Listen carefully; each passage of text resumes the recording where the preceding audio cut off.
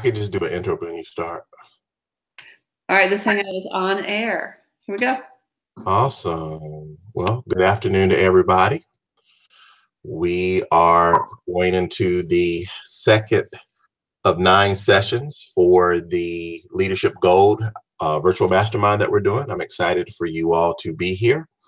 Today, basically, we're going to talk about defining moments. We're going to talk about what it's like to be out in front as a leader and considering what it's like to never working a day in our lives. And one of the things I kind of want to make sure that I set the tone for today is making sure that we kind of know everybody who is on the virtual mastermind today. So I kind of wanted to start with Scott. I know Scott is out there from Richmond. So Scott, if you don't mind just introducing yourself and your role that you play in Richmond, and how long have you been in the real estate industry? Sure.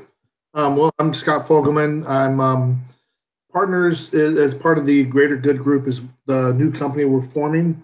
I've been a real estate agent since 2010, and I had was part of a larger team that I was a partner with and ran in the Lynchburg, Bedford area up until about a year and a half ago. And I sold off my share there of that company and started fresh in Richmond, which is where I grew up. Mm-hmm. Now, so my team now still covers the Lynchburg, Roanoke area, and I'm trying to develop new business in the Richmond area. Okay. As part of that, rebranding and restarting the company. So, and it's kind of ironic, this particular chapter, you're talking about defining moments, but the I guess, divesting of the former team was very much a defining moment of my real estate career, of getting rid of that and kind of starting fresh. Mm-hmm. What would that be? What prompted that? Do you think it was more of a moment or something for you desiring a new beginning?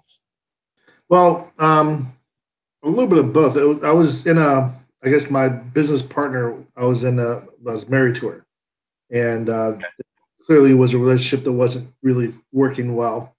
Mm-hmm. And so I looked at my options and looked at some of the things I wanted to do and didn't want to do. But one of the important things to me was coming back to Richmond because I'd wanted to be back here for the culture and because my family's here. Mm-hmm. Being back here has enabled me to be close with my dad and take care of him, do some of the things that his health has been in decline for several years now, and right. We're actually lucky he's still with us. So it's given me the ability to be with him a lot more than if I had stayed where I was. Right. So kind of sometimes, not to sound insensitive, but there are heartbreaking moments where there's life changes. And there's shifts that occur. And because of that, we've got to make the best of those situations moving forward. Well, certainly. Yeah, absolutely. TJ, good afternoon. Hey, how's it going? I'm doing well, sir. I don't know about all that Florida stuff you got back there. That's I'm going to hold my peace since we're going to stay professional in this mastermind thing right now, but that's okay. TJ, Tell me a little bit about you, how long you've been in real estate, a little bit about the role of where you are and what do you do. And we've been talking about defining moments. So as you were reading through this section, can you think of a defining moment that's kind of led to where you are right now? Yeah. So I'm actually in mortgage. So okay. I am here with Scott and Nanette. In the same office building and everything with them. So we work together quite a bit, which is pretty cool. As far as a defining moment, I think 2 years ago, I was at another bank and I had the opportunity to take this job. And, it's at the time at the bank, I had, base salary plus commission. It was a little scary to kind of jump out into a full commission position, and I went ahead and did it, and haven't looked back. I mean, it's been fantastic, and I really think that it's helped me grow my career exponentially, making this move and taking this position. So I definitely think that's a defining moment in my career so far. What's your vision moving forward with McLean Mortgage? So I really want to continue growing my team. I want to really build this as a team model, because right now it's me and I've got a loan officer assistant that helps me a lot. But I'd love to get a couple other team members here. I've got a couple of other branches in our local area. Try and get some loan officers in there to help take some of the stress off of me of trying to get to those other locations that are, half an hour kind of outside of my normal spot. And so, yeah, that's the big thing I'm working on this year is building a team, growing it, trying to take a little bit off of my shoulders and grow a team around me and grow them also professionally and personally. Has there been anything during this process that has been beyond your expectations of starting your business and growing the team? What do you mean? And beyond just like something why I didn't expect this being part of the journey, something that you might have learned. We never really know everything when we get into something. Was there something that just jumped out to you to say, yeah, that is something that really shifted my mindset or the course of where it is that I wanted to go? There's been a lot of things that have really shifted my mindset over the past couple of years. That's something I work on daily. One of the most recent things that's really helped me shift my mindset, I started working with a mortgage coach, and they're really, really big on mindset and, starting your day right off the bat.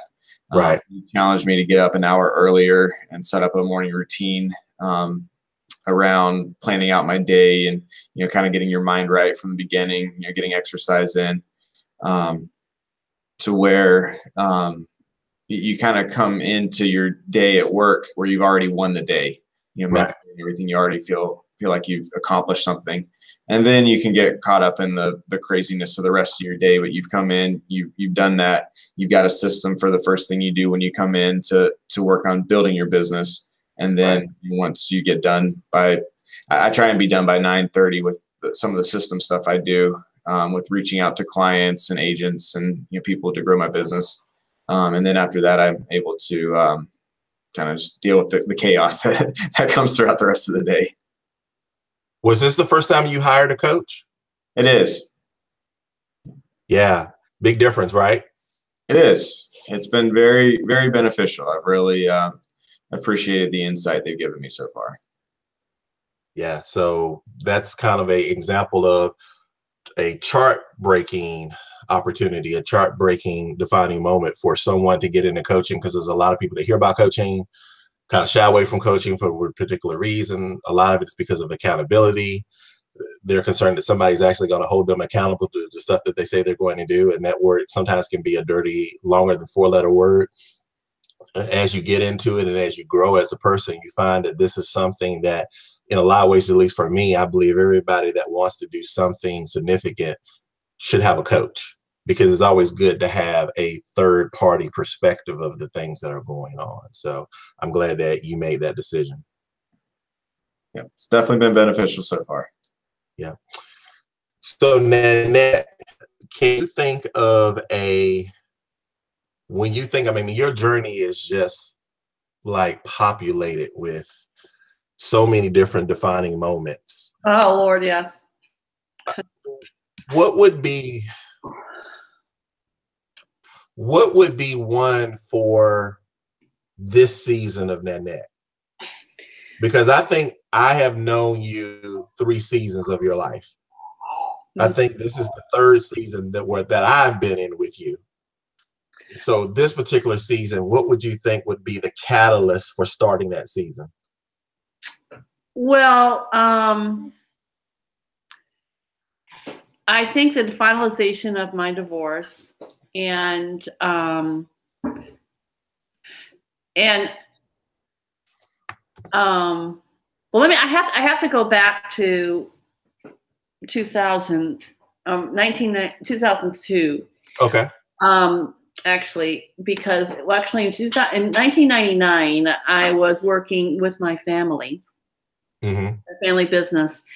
And we were in the music industry. So I'd been there since, forever, and thought that's what I was supposed to be doing for the rest of my life.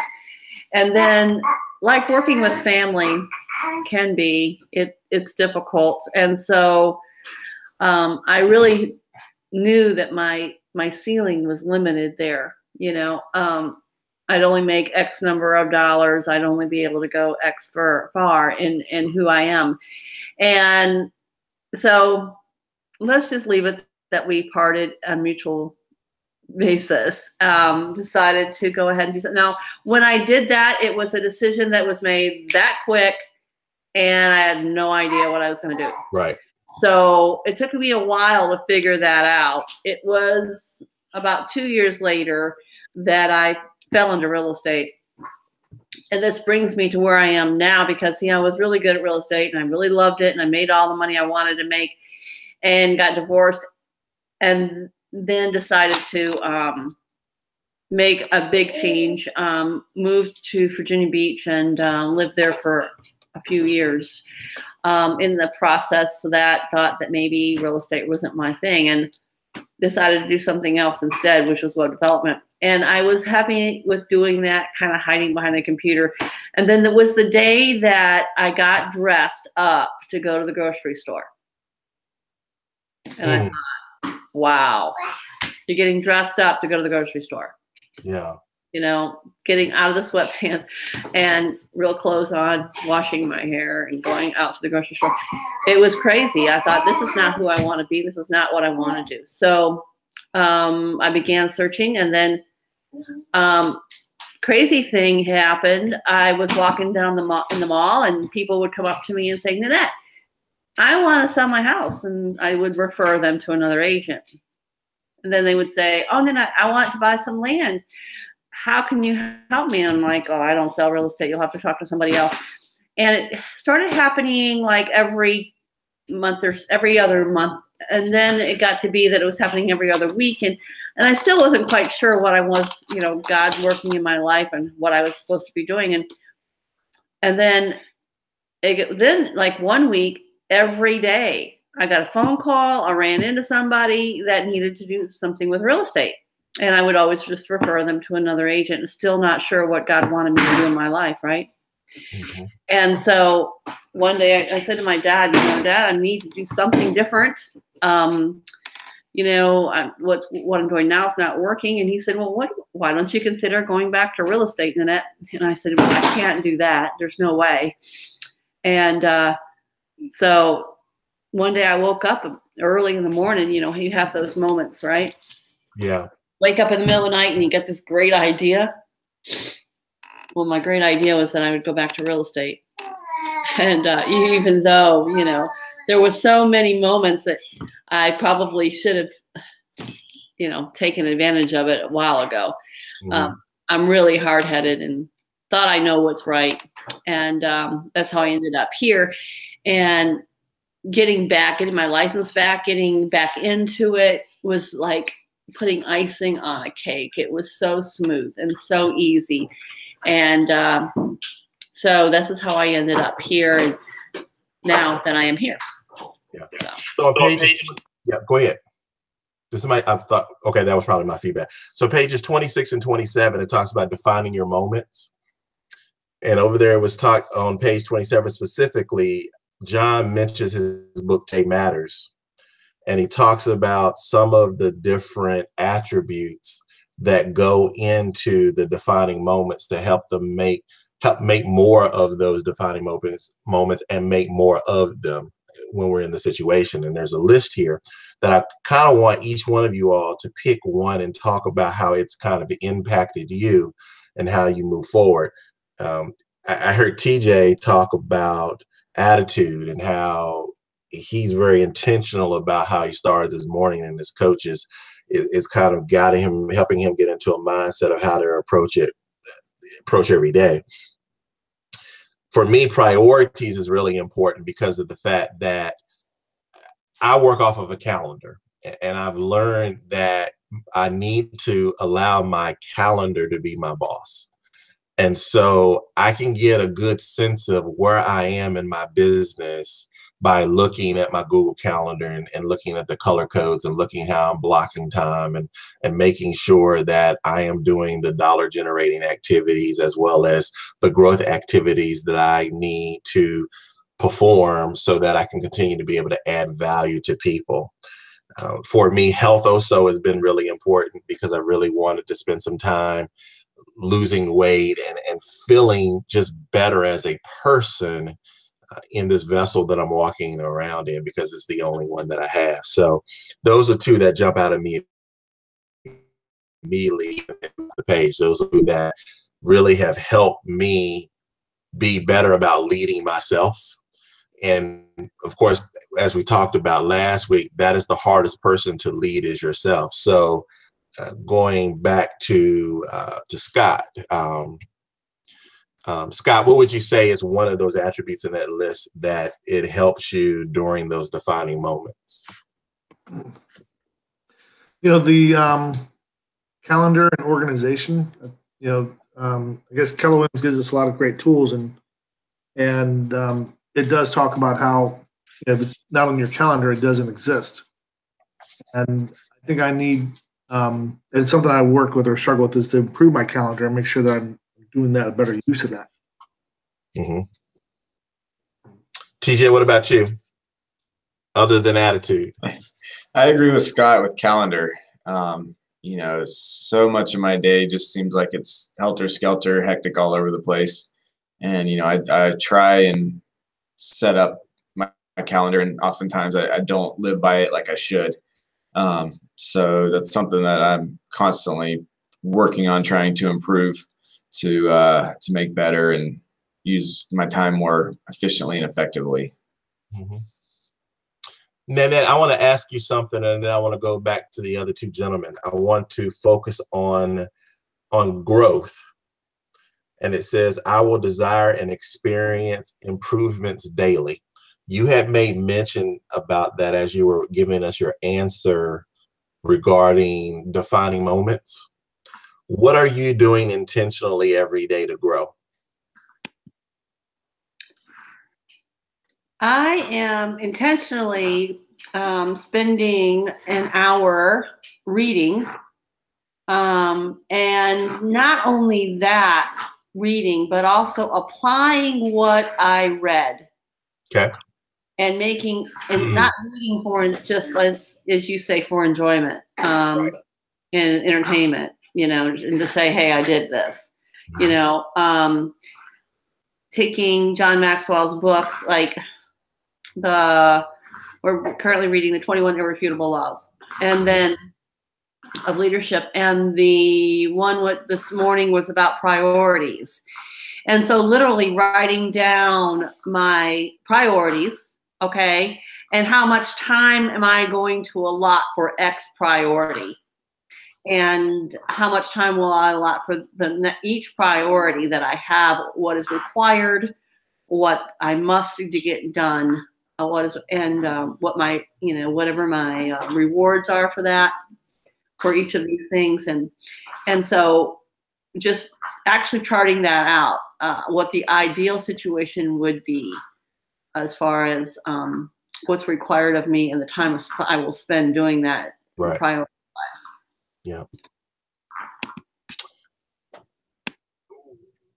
One of the things that I have been dealing with consistently is making sure that my coaching clients have growth plans, and looking at it from a standpoint of what are we reading consistently, what conferences we're attending, what type of environment that we're in. A great book that I love to read, matter of fact, I got it sitting right here next to me, The 15 Invaluable Laws of Growth. It's an awesome book. I have been lucky enough to teach it in Upper Marlboro, Maryland. We're doing a mastermind right now in Atlanta around that book, where we meet once a month in person to do that mastermind. And we're really understanding the importance of a growth environment, letting people hold us accountable to those things, being intentional about our growth, and really take time to reflect on that growth so that we're getting proper learnings from it. So, a question for TJ. TJ, you said that you spend a lot of time in the morning or sometime in the morning getting your mind together for the day. Do you also take time to reflect on the day and say, hey, that went well, that didn't go so well? Here's some things that I need to do tomorrow or in the future to make sure that I'm learning the lessons based upon this leadership journey that I'm embarking on. That's something I intend to do. Right now, their bedtime rolls around and I'm like, I'm just going to bed, and I don't end up doing it. But it's one of those things, I'm kind of like Nanette says, I try and read a lot, especially audiobook. Anytime I'm in the car, I have an audiobook rolling so that way I'm always learning and growing.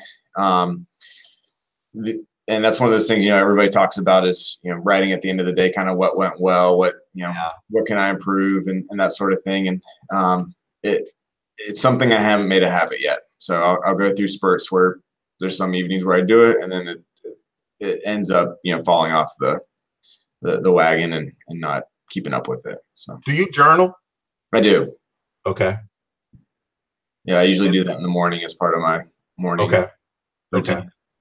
Okay. So there's probably some findings in there as you're journaling in the morning that would be helpful. Oh yeah. Yeah, there's definitely, it's always interesting to go back and take a look at some of what you've written about. Yeah. Scott, how about you? How do you go about being intentional about your growth, about making sure that you're learning from the activities that you're performing on a daily basis?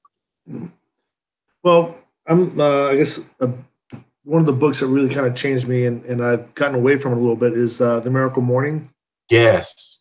And I love that book. And so for a while, I was being very intentional with every day up and do the things I needed to do. It's kind of gotten away from that with just kind of craziness and timing and schedule with that.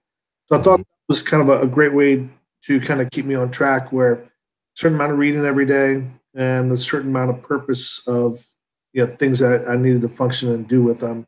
I do try to plan out a lot of my education and a lot of the places, whatever opportunities come up. I don't go to every opportunity that comes up, but I do try to go to the ones I feel are going to be the most productive ones. Right. So primary examples, I missed last week's because I was at a Buffini conference, the first one of those I've actually been to. And I found it interesting. I found it good, but it also it's interesting how it's a lot of the same stuff that we're already taught. Yeah. Mm-hmm. Said slightly different way, so maybe it sinks into different people, but I'm kind of like, well, just kind of seems like repetition to what I already know. But it was worth going to. Scott, did you get anything else out of attending Buffini other than the real estate piece? Well, again, a lot of it was still, it was about focus and mindset. But then again, that's a lot of what we cover in the KW trainings. Okay. And it's a large part of what we discuss, especially when you go to like the KW class Bold, which I've gone to 5 times. So it's really, about getting your mind in the right direction. Right. So it was nice. He had a very positive outlook and a very kind of created kind of a fun, jovial environment. But again, it's a lot of the same stuff. One of the things he did say that did hit home, though, is how antisocial. I'm trying to think how you can become very isolated in this business. And with a lot of agents who work from home, they're at their house, they're very isolated. They, not really nobody holding them accountable, so they kind of shrink into this isolation. And as a general society, we become more of a, we communicate through computer as opposed to in person on the phone. And, the joke where you're sitting at, in this room with people and 2 people in the room are text messaging each other instead of talking. It's just kind of interesting. Yeah, that goes to relationships. I will initiate and invest in solid relationships daily. It it's interesting because it's really easy to fall into the trap of the technology versus I think there's a book that's called Never Eat Alone. Yes. Where we're being very intentional about who we spend time with, and whenever we have an opportunity to spend time in a quality way, that we should do that. And I think that it's because a lot of people sometimes look at it from the perspective of what's in it for me versus coming from the servant leadership position and saying, what can I do for this individual that's going to be in front of me? Right. And if we're being more intentional about having value to other people, I think that that would have a significant impact on our businesses because we're going in it, pouring in versus working to take out. Okay. Yeah. So let's shift gears a little bit. So chapter 4 was focusing on when you get kicked in the rear, you know you're out in front. And so the big focus here, the big word that was focused here on was criticism. And I know this is something that Nanette really loved in the book because I've heard her say it a couple of occasions. So I'm going to ask her the first question, which is, number one, Nanette, how do you handle criticism? I have had a lot of experience. You know, when I worked with the music store, I was there for 13 years. Mm-hmm. And considering I was not a musician, and now most people that work in the music store or in the music industry are not really musicians. They think they're musicians. But anyway, let me just say say that part. But okay. I'm not, I can play, but I'm not a musician, you know? Okay. I can read music, which is what some musicians can do. But that doesn't make me a musician either. But so because I was not a musician and I was only the daughter of the owner of the business. Mm-hmm. You know, it did allow me some perks, you know, and all of the musicians who thought that they could play so much better than I can, thought that they were better salesmen than I was and thought they were this and that, whatever. They really didn't like me being a manager of them because I couldn't have possibly known more than they did. You know, they were musicians. And so, and I was just the daughter. And so I had a lot of criticism. And I was young during this time. I was in my early 20s and egotistical, you know, felt entitled because I had the same last name as the guy that owned the place. And you know, maybe a little cocky. So I learned, my first reaction was, well, wasn't very nice. Okay. And then, you know, I talked to my dad about it, and it's that process of learning how to deal with it regularly has brought me to the point where, you know, most of the time I let it slide off my back like water, you know, but occasionally I'll take it personally because I get a little indignant, you know, because I'm not that mature. But sometimes it's valid. And I really try to take out what I can of it. Mm-hmm. You know, there has to be maybe this much truth out of that pile of what that they might be sharing with me.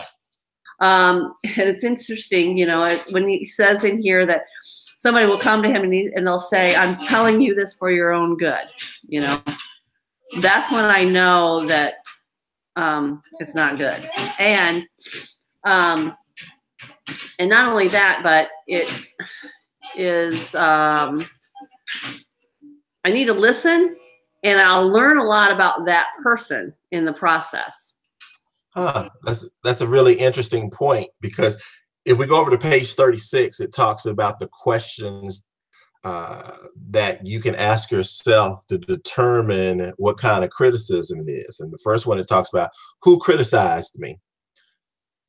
So it's really interesting because you bring up a good point in terms of really listening to that person, really understanding who that person is.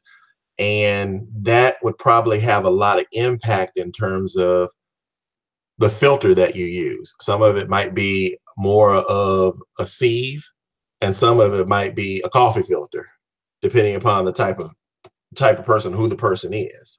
Number two, how was it given? Was it given out of spite? Was it given out of anger? Was it given out of looking to pull you down, to make themselves shine brighter than you? Number three, why was it given? What is the agenda of that person? And so, TJ, just to kind of give you an alert coming to you, one of the things that a coach has to do is be cognizant of the fact that we have a certain level of influence with our clients. And so I heard another coach talk to me about, when do you use the prescription and when do you use the pistol in a situation? Because most times you want to use the prescription approach to soothe them, to get them to their truth and the reality of what needs to change for you to be successful. But sometimes, and this week has been one of those weeks for some reason, where there's been a lot of pistol pulling and putting on the table, because we're getting ready to go into a busy season in our careers, and it's really important for us to get jump started and moving forward emotionally, that sometimes we just need that shake from people. And so we also got to be cognizant in terms of our approach to the criticism, critique, whatever it is you want to call it, because we don't want to tear them down, and yet we want to put enough pressure on them to make them want to move forward, to become their best self. And so the why agenda should always be about the other person, because when that other person is growing and they're in your growth environment and then they're in your circle of five, you're always going to move forward. So my question for TJ is how are you handling criticism? And as a emerging leader, how you handle criticism help you in giving that criticism to others? Yeah, that's a good question. I'm pretty laid back when it comes to criticism. I kind of just, absorb it and kind of take the advice and kind of just let it roll off my back. I don't usually take it too much personally.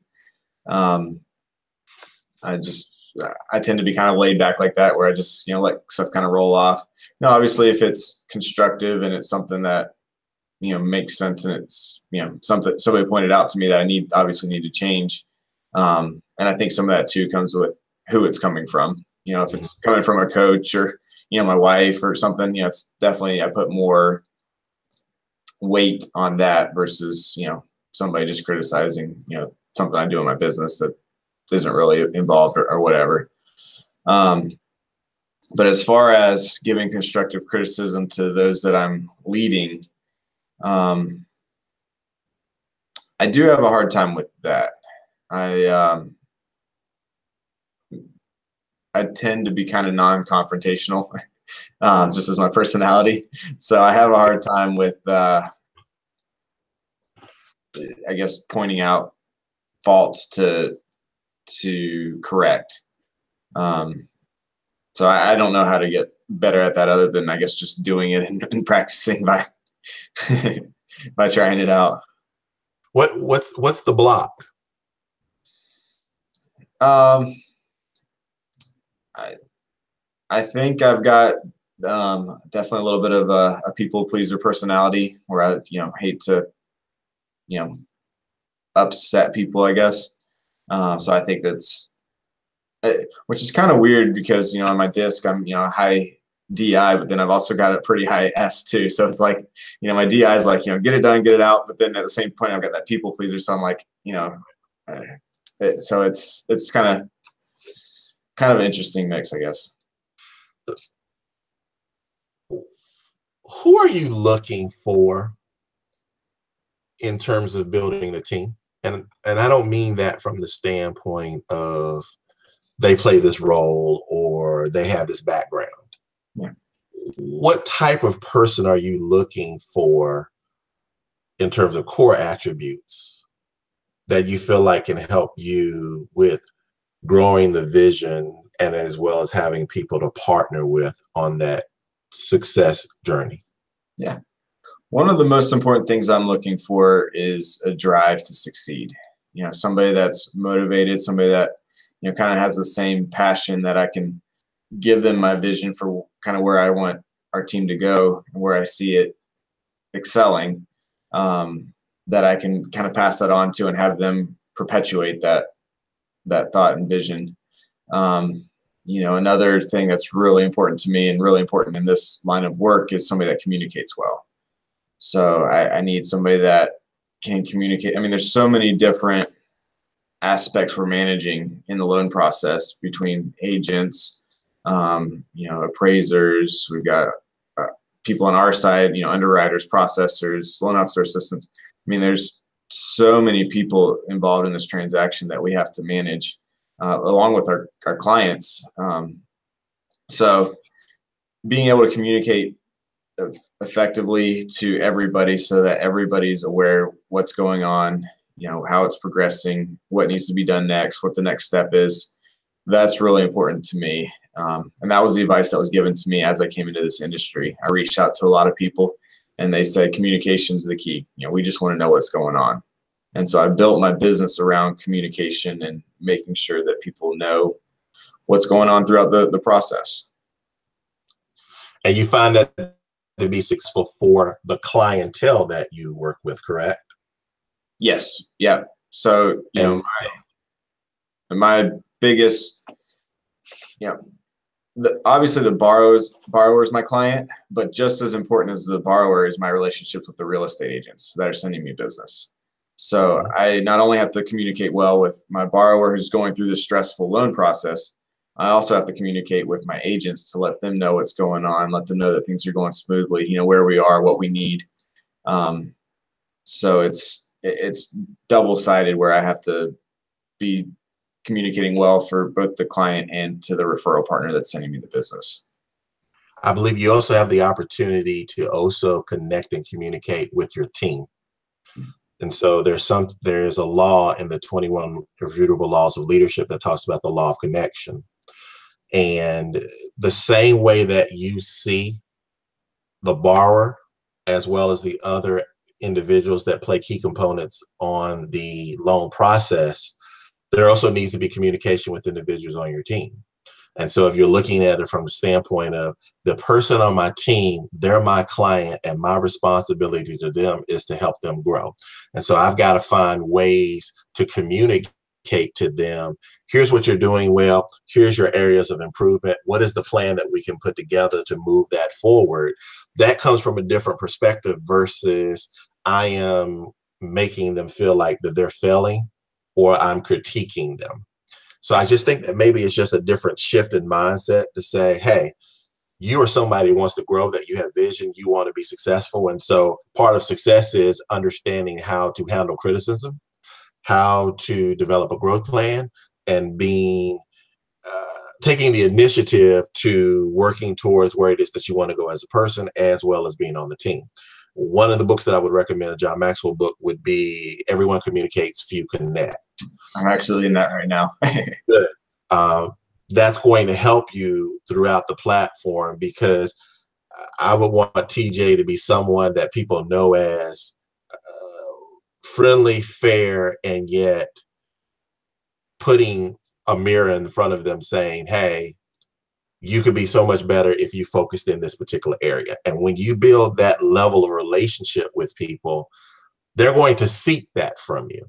And that allows you to build more influence with them, as well as your clients, new people to bring onto the team, the community, the other agents that you're looking to bring into your business, et cetera, et cetera. Yeah. Scott, how do you handle criticism? I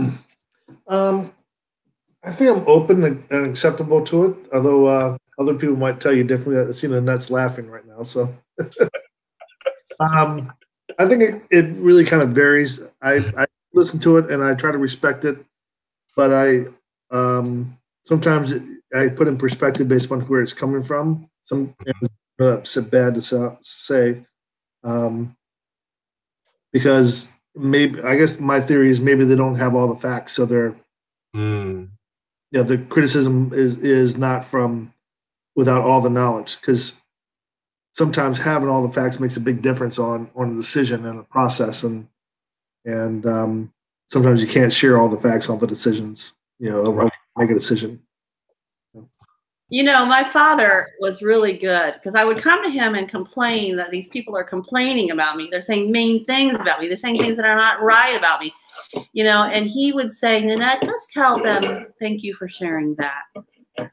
And that often would help me listen better, and it would make them feel like they were heard, And I think if they would just felt like they were heard, even if their criticism I didn't think was valid, at least I listened to them, and then that sounded like I was grown up, and I was a little more mature about it. Yeah. One of the things I wanted to point out, I'm actually pulling up for you all a section in the book. It was over on page 36. I'm going to pull up this slide for you guys, because I thought it was really important for us to kind of talk about. And basically it says, whether the criticism is legitimate or not, what determines whether I grow from or grown under unwanted words is my attitude. People can change for the better only when they are open to improvement. And so I think one of the things, TJ, and for those that are looking to build teams, is one of the characteristics that we should be looking for are individuals that are open for improvement. For that reason, when I am criticized, I try to maintain the right attitude by, number one, not being defensive, looking for the grain of truth. Sorry about that. Making the necessary changes and taking the high road. And I believe that when we focus on being more intentional about those things, we draw the right people to us. And from that standpoint, it brings a lot of intentionality. One of the things we talk a lot about in the Maxwell world is intentionality, not allowing circumstances or conditions to dictate how we go about doing things, that we have the ability to control all the environment that's around us. And so as long as we're continuing to be, to grow, to be in growth environments and being really cognizant about where it is that we want to go and how we're going to get there and who we're going to bring with us on the journey, it allows us to feel more in control of our destiny. And it allows us, going back to the 21 irrefutable laws of leadership, I believe it's law 9, the law of magnetism. We actually start drawing, TJ, the people that we want to have in our world. So when we work more on ourselves and where it is that we want to be and the characteristics that we want to exude, the more likelihood that we're able to draw individuals to us that help us build our team. It's really funny you say that, because just kind of out of the blue, I've had 3 people come to me and tell me they're interested in getting in either into mortgage or making a change, just kind of out of the blue, as I've started really thinking. I mean, and they've been solid candidates, and we've interviewed some of them, and we're trying to figure out who would be the best fit, and getting some still scheduled and everything. But it's funny that you said that magnetism. It's just kind of they showed up out of the blue. Not people I had ever met. Well, one of them was a couple of them were people I met before, but they just came up and reached out to talk to me. And then other guy just showed up at my office, and we started talking. I'm like, it was a pretty good guy. So it's cool how people are brought into your life as you start looking for things and focusing on them. Absolutely. Scott, let's talk about chapter 5, or the lesson 5, never work a day in your life. It talks about following your passion is the key to finding your potential. Do you consider what you're doing now to be your passion? Very much so. I think, from the very beginning, I've always said that I really like what I do, and that I'll probably want to still be doing it when I'm 70, only because I enjoy it, not because I need to financially. That's been my one of my big goals is always the ability to retire early. But I think I would probably continue working again, not because of the money, but because I like this. Mhm. And I enjoy being in real estate. And I enjoy the freedom, and I enjoy the lifestyle it allows me to have. When did you get licensed? When did you actually start into real estate? Originally in 2010, 2010. So it's only been about 7 years, somewhere in that neighborhood. right in the bad time. So Yeah. Could have been worse. You could have started in 2007 or 2006. I promise. Yeah. I'm glad that you did not start during that period of time. Question for you is, do you feel like that over the last 7 years, you have covered new territory? As you've been operating your passion and growing your potential, do you find yourself either in new territory or putting your eye on new territory? I do. I think I grew the business to a certain point, and it really had just gotten to where I was fully comfortable with direction and branching out and doing other things and incorporating other possibilities into it. So that was the hard part of selling it. Kind of started over. I'm actually finding starting over to be much harder because while I know the steps I need to take, it's just it's worse than I think I kind of joked that I'm worse than a brand new agent. Is that I know the things I should be doing, and I know the steps I need to take, but I don't do them, or don't make them the priority they need to be. Right. Yeah. Nanette, I wanted to ask you something over on page 45. It's basically talking about passion and how it makes an incredible difference in people's lives. And we were having a conversation. I think you sent me a text, and you remember the question that you asked me? You're on mute. No, I don't remember. I think it was something to the effect of, how would you rate me in terms of a optimist or a realist, right? Where did that question come from, other than the fact that that was an exercise? When you went through that exercise, what did it reveal about you, and how does passion tie to impacting whether you're more of a realist or an optimist? Wow, that's a great question, and it's loaded. I mean, if you know me, that's why I could load that question. If you know me, you know I am like over the top optimistic, which correlates with my amount of passion. Yeah. I believe I can fly. I do. And, a lot of people around me don't believe me, and so I end up in this criticism a lot, right?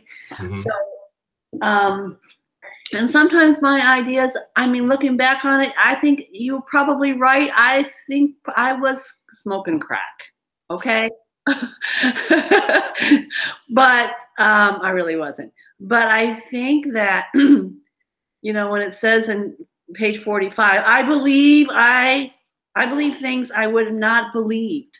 I believe things, and a lot of it's got to do with my faith in Christ, and God and all that. So I believe in miracles. I believe that all is for me. I believe I have a good Father, and He wants nothing but good for me, and all I have to do is receive it. And I'm so open to that, and I am so in touch with my own blessings that I don't even, I'm living on borrowed time, and because of all the good things that have happened to me, along with the bad, but the good things that have happened to me, I believe I can get all of these good things, and there is more.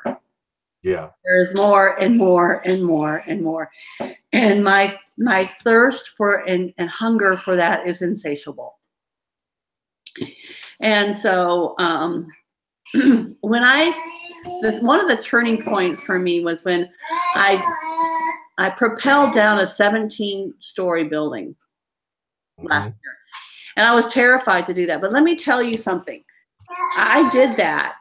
And now I believe that, you know, I could do just about anything, you know, because the fear is nothing but inside my head. It is 90% of the time it's not real. Right. And no more real than most of the criticism that I hear, you know, and, you know, Nanette, you can't do that. So tell me I can't do that, you know, and then I'm going to just not paying any attention to you. I'm going to go and do it. Yeah. In my own way. It may take me a long time, but I'm going to go do it. And because I have accomplished things that I never thought I would have accomplished. And it comes from past as well. You know, this continues to build up my confidence in myself, you know. So I'm more confident about my passion than I am about your criticism. You know, and because of that, I truly believe that I am more passionate and more confident about my passion in your accomplishments and what you can do. And that propels me up to the next step, you know.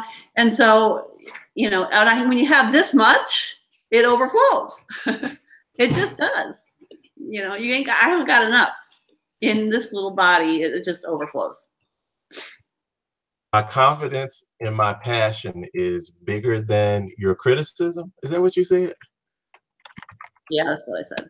I'm like that. Yeah, that's powerful. I had to type that and share that. That's something I had to write down. Scott, I know you're probably a big, strong guy. We all have fears. What is a fear that you have that challenges your passion? Yeah, I think everyone always has at least for me, I was telling that the other day that people always assume if you do something, you assume everybody else does. But I think, you know, rejection's a huge fear and you know, not being accepted. And it's interesting because, you know, when you're dealing with that, you kind of end up going to stuff, you know, and it really kind of course, in this industry, you get so much rejection that it can affect your confidence and drop your confidence, and it affects your kind of outlook on how you see yourself sometimes. Because cold calling can be so tough. Quite frankly, I hear myself sometimes about how brutal I can be when someone cold calls me. Oh yeah, absolutely. Yeah. How do you deal with that? I think there's a lot of people that secretly deal with that. How do you, first of all, it's kind of funny because you were talking about the challenge of not being accepted. And then you started talking about the voices in your head and having to, in some ways, guard your self-talk, right? How do you deal with that? Are there some intentional things that you do? Because I really feel like there's a lot of people that deal with that. You know, I guess I find different ways to try and deal with it. And again, sometimes I'm not doing as much as I should be doing, but like say I have a particularly bad call, you know, it affects you. You know, a lot of times you get like these small ones, that kind of stuff. You just kind of let it roll off your back and you don't pay any attention to it. But then you have a really bad one.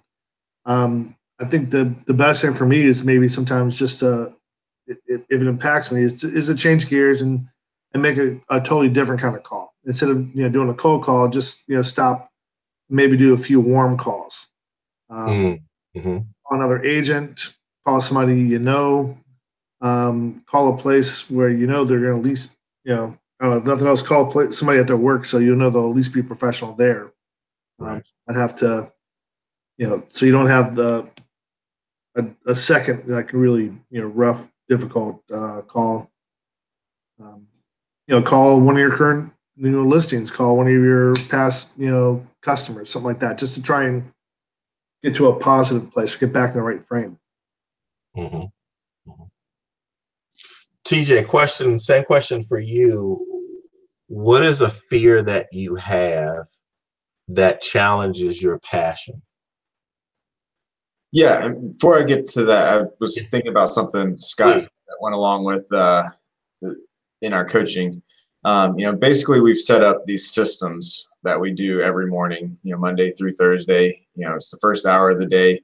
We're either reaching out to current clients, reaching out to past clients, other referral partners that we want to talk to, or doing something on social media. And one of the things my coach keeps telling me is focus on the process, not the results. If you keep doing the process over and over and just are doing it consistently and not really focusing on, the results that day, she said it's going to be like the compound effect. And I'm sure you've probably read that by Darren Hardy, where you just keep doing these small little things, consistently over time. And she's like, you're not going to see results right away. It's going to take time. She's like, 6 months, 9 months, 12 months is when you're going to really start seeing these things compound, and, it's going to start rolling, and you're going to be like, where did all this come from? And you're going to look back and say, it's not really one thing. It's just this consistency over the months. And that's one thing I try and keep in mind, is that, just follow the system, do the right thing, every day. And as long as you do that, don't worry about the results that day. They're going to come long term. Yeah. So, in terms of your passion, what's the fear that's challenging that these days? My fear is that I don't know. Sometimes I really set big goals, and my fear is that I set them too high and I'm not going to get there. So I don't know if that's really a fear, but sometimes I start thinking, I'm like, man, is that even really doable? And like, you kind of talk yourself down from some. You need to talk to me more often. I believe anything is possible. And I do too, but there's just some days when not necessarily even when things are going bad, but sometimes you look at it and you're like, wow, that number really? Like, is that doable? And so it's just, I've told myself to just be consistent and do it over time. And, you set time limits on these goals, but even if you don't get there in that time, you've at least got that goal, and you can keep, pushing for it. So. How do you goal set? I know that sounds to be such a generic throwaway question. Different people go about it different ways. For me, it's one of the things I tell a lot of my coaching clients is that I spend the first Saturday of every month meeting with myself for 3 hours. And basically, I think about what successes that I had in the last month. I look at my budget financially, my time, my calendar, to see how things are going in my business. And then I look at what it is I want to accomplish in the upcoming month. And so literally not this Saturday, but next Saturday, I'll be doing that. How do you go about your goal setting piece? I typically set like a 3-year goal, and I kind of plan out for that. And then my coach has talked about setting 90-day goals. And so you got more of a short-term thing that you shoot for during that. So I try and in my journaling write out my goals every morning, just so that way I stay focused on what they are. So I guess, actually it's 90 days since I set my last goal. So I probably need to sit down and rework my 90-day goals out and figure out, where I want to be, and see, where I was as far as achieving them, and, what I want my next 90-day goals to be. So the consistency in, I revisit my goals often, but I don't actually sit down and rethink them, I guess, except for like every 90 days or so. Yeah, consistency of looking at the goals. I guess one of the other things I would question with that goal setting, staying on that topic, is when you do your goals, do you have growth plan goals in there as well? As far as like personal growth? Personal and business. So not necessarily, more personal growth in terms of developing yourself and developing yourself as a leader. Obviously, you're taking a step by being part of the mastermind, so that's helpful. Were there any things before you were doing this mastermind that from a personal standpoint or from a leadership development standpoint that you had as part of that goal setting? Yeah, I mean, like I said, I do a lot of reading, try and listen to a lot of, positive growth books and that sort of thing. I just went through the Bedford County Chamber of Commerce just did a leadership program. It was a 6-month leadership program where we got together twice a month with other leaders in the community. So I'm always looking for opportunities to get involved in something that would grow me either personally or professionally as far as growth and leadership. Awesome. Scott, what would you say is the biggest takeaway that you got from these 3 lessons? What is the one thing that you feel like that you're going to apply and or change as you move forward during the rest of this year? It would be hard to narrow down to one thing. 2 or 3 or 5. Go through your list. That'd be great. Well, I guess one of the things I definitely need to work on right now, it's something that I feel kind of urgent for me, is being more purposeful, Okay. and use my time better. We often talk about being busy as opposed to being productive. Right. I think sometimes I get tied up with being busy and not tied up with being productive. But I think just kind of really getting my schedule and getting it better set and really kind of sticking to it and planning out how I want to do things, what I need to do first. And then making sure to surround myself with the people around me who can take care of the things that I think are still important, but not not stuff that I want to deal with that I want to designate off to other people. Right. When you were going through the first 5 lessons, was there something that jumped at you that said, yeah, I'm actually doing that? That is actually something that I might not be doing it all the time, or I might not be intentionally about it, but naturally I've been doing that as part of leading myself or in preparation of leading other people, whether it be on a team or just within the community.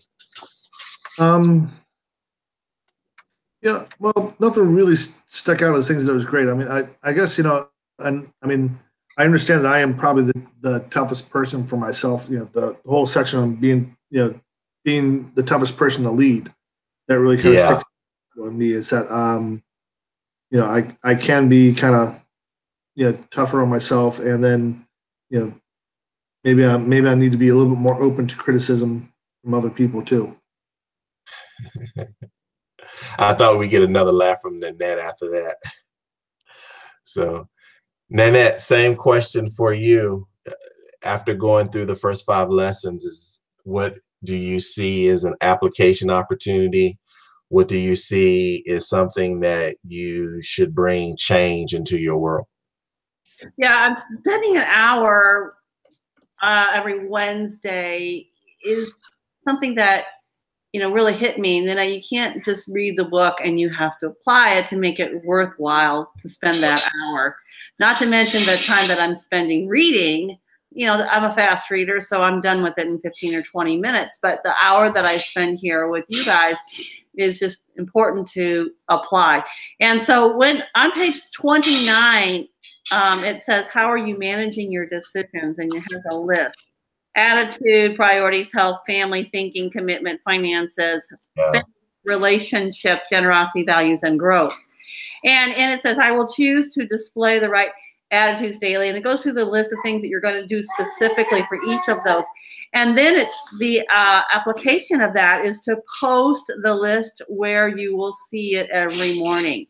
So every morning, making a little, post-it note that I will plan for and model generosity daily. Excuse me, I have noise there. That and just every one of those is what was a takeaway for me. And then lastly was that my passion is learning. It's not real estate. It's really, truly It's about learning. I love learning. And if I get to learn about real estate, I get to learn about people, I get to learn about so many other things. So it's, as long as I'm learning how to do something better, different, then that's what I want. Okay. And that I can apply to a lot of different things. Is that what fuels your passion to teach? Is your desire to learn? Yeah. And it sounds crazy, but yeah, I want to learn. And this is why I want to teach. Yeah, makes total sense. Makes total sense. One of the things I wrote right underneath that on page 30, when it was going through the list of the action item of the different attributes, is what you focus on expands. So if I'm focusing on having a better attitude, I would choose to display the right attitudes daily. If I'm focusing on that first thing in the morning, which I love TJ saying, there's a system every morning to get myself in the mindset of where it is I need to go, right? Priorities, Scott, there's a calendar. These are the things that need to be on the calendar. I need to be focused on the calendar doing those particular things. Being cognizant of what's going in my body, being cognizant of drinking more water, being cognizant of working out. And one of the things I learned was that it's not so much length sometimes as it is in intensity. So one of the things, TJ, that I'm working on is hiring a personal trainer. And I've actually had an opportunity to have some sessions with him. And those 20 minutes are like the intense 20 minutes that you could experience with a personal trainer. And the technology behind it and what they do and how you measure it and how they set benchmarks for your growth and developing your endurance and your strength. It is amazing how much you can get accomplished in a short period of time. And we should look at that the same way when we're leading ourselves. It's not that we've got to spend all this time doing all these things. Are we intense in the amount of time that we focus on what is important to us, our attitudes, our priorities, our health, our family? Are we intense? Are we in the moment? Are we where our feet are sitting when we're focused on that particular thing? And I think sometimes one of the things that challenge our passions are distractions, and trying to understand the difference between what is something that is supporting our dream and what is a distraction from it.